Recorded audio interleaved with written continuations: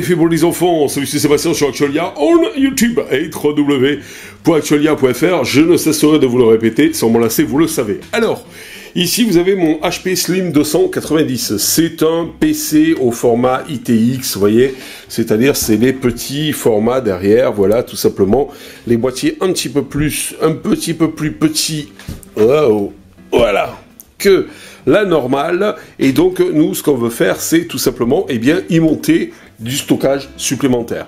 D'abord pour l'ouvrir il faut aller ici, aller chercher le petit trou, voilà, et y enfoncer un trombone dedans, ce qui vous permettra d'ouvrir ici tout simplement le lecteur donc en fait le lecteur graveur DVD, et après ici derrière là vous avez une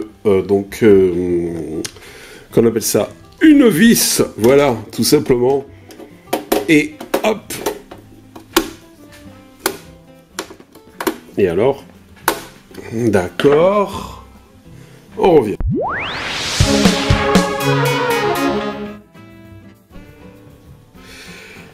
Voilà, donc je disais, vous avez une vis, et pour le défaire, voilà, pour la défaire du moins, hop, voilà, c'est fait, on a défait la vis, et ici, hop, on tire, et voilà, donc nous défaisons tout simplement, voilà, le PC. Alors l'intérieur se présente comme ceci, et là ici vous avez donc des espèces de petits crochets, là, là, là et là, donc on appuie, hop, hop, hop, et voilà, et on enlève la façade. Après, à ce niveau-là, vous avez donc des vis, vous en avez une ici, voilà.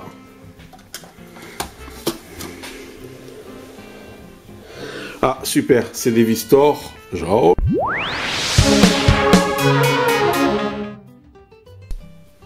Voilà, donc en fait on a pris le tournevis qu'il fallait, c'est du Thor 2,5, et on dévisse ici, voilà, et après on dévisse, hop là, je voudrais pas, je crois qu'il y a une vis ici, vous voyez, là, voilà. Allez hop, on va dévisser. Je sais pas si vous voyez quelque chose, je vois pas ce qui se passe à l'écran. Voilà. Et hop là, après on revient ici, et je crois qu'il y a une vis ici. Voilà, là. Et ici. C'est le problème des formats ITX, c'est pour tout démonter, c'est la zone. Voilà, pour faire un upgrade, c'est l'enfer. Voilà. Alors, je vais maintenant, hop là, on va revenir ici. Je ne sais plus qu'est-ce que je vais faire. Ici, vous avez donc un disque dur. Ici, vous avez le lecteur CD-DVD que vous avez ici. Voilà. Et vous avez que 2 serial ATA sur la machine. Vous n'en avez pas plus. En fait, 2 ports serial ATA pour le disque dur supplémentaire et pour le lecteur CD graveur. Alors pourquoi c'est que tu prends ça, vire-moi ce lecteur, tu bascules un SSD dessus et tout. Non, je veux le garder parce que je m'en sers encore un petit peu et tout, et je préfère quand même le garder. Et alors vous allez dire, ouais, mais alors il n'y a que le HDD que vous avez là en 3,5 qui fait donc le stockage. Non. Vous avez, si en fait on enlève ceci que je vais faire, c'est ce que je vais faire dans un moment, voilà. Et là, bon, alors attendez, on va poser la caméra. Voilà. Et là, vous avez, vous voyez, vous avez que... Ben, vous avez 2 ports, SATA. Ah ben voilà, c'est ça. Vous avez 2 ports SATA. Un, ici, vous voyez. Alors attendez, je sais pas si on le voit. Voilà, vous voyez. Donc en fait, les ports SATA, là, blanc et bleu. voilà, c'est les deux prises SATA, donc un pour le disque dur, c'est ça, et un, donc, en fait, pour le lecteur DVD. Donc, et vous avez, donc, ça, c'est le stockage d'un Tera, le 3,5 en SATA, ça, c'est le lecteur DVD, CD-DVD, graveur, et là, vous avez un NVMe. Alors, attendez, là, je vais vous le montrer, voilà. Et là, ici, vous avez un NVMe. Donc, comment augmenter, tout simplement, et bien, sur ce PC, comment on appelle ça, le stockage. Eh bien, c'est tout simple. Ici, vous avez donc en fait un port PCI Express 4 et un port PCI Express 16. Sur le port PCI Express 4 ici, eh bien, donc tout simplement, on va pouvoir mettre donc cette carte là. Hop, voilà, je vais vous montrer. Voilà. Vous voyez, cette carte-là, hop là, voilà, qui est tout simplement, eh bien, donc en fait, qui vous bascule sur le PCI Express 4. Donc en fait, là, vous avez un connecteur NVMe qui vous permet tout simplement, eh bien, d'y enclencher. Mais là, vous voyez, donc en fait, la cuillère est trop grande, parce que c'est du format, ici, ITX. Pas de souci, puisque, donc, j'ai prévu le coup, enfin, du moins, c'était prévu dans la doc. Vous voyez ici une cuillère qui, enfin, pas une cuillère, mais une équerre, vous voyez. Alors, attendez, hop, je vais mettre la caméra, voilà, un petit peu comme ça. Vous voyez, là, ça c'est la grande équerre pour les boîtiers normales.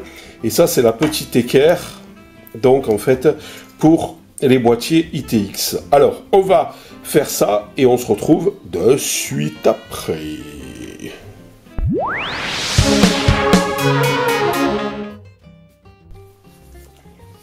Voilà, on a enlevé la grande équerre que vous avez là et on l'a remplacée par la petite équerre.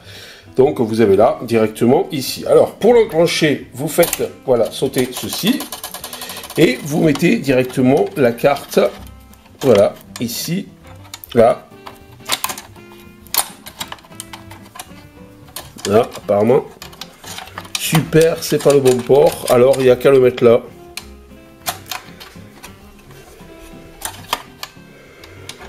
Puisque là, sur le PCI Express 1, apparemment, elle passe pas. Donc il faut le mettre là.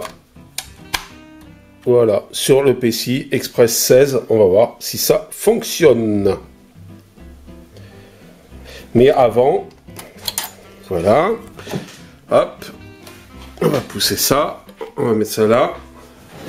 Avant, eh ben, il faut prendre tout simplement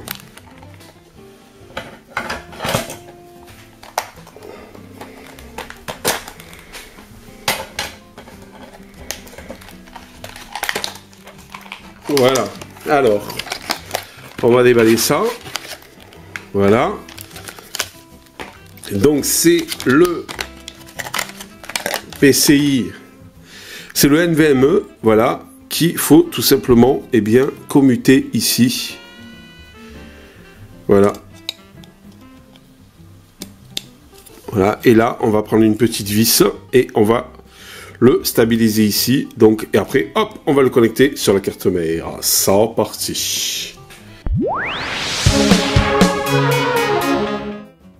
Et voilà les enfants, alors, qu'est-ce qu'on a fait ensuite? Eh ben, on a remonté le PC, tout simplement, et on s'est retrouvé avec deux NVMe. Voilà, donc en fait, un NVMe sur, donc, l'adaptateur sur le PCI Express 16, et un autre, donc, directement sur la carte mère. Alors, le but, c'était quoi? En fait, le but, c'est un HP Slim 290.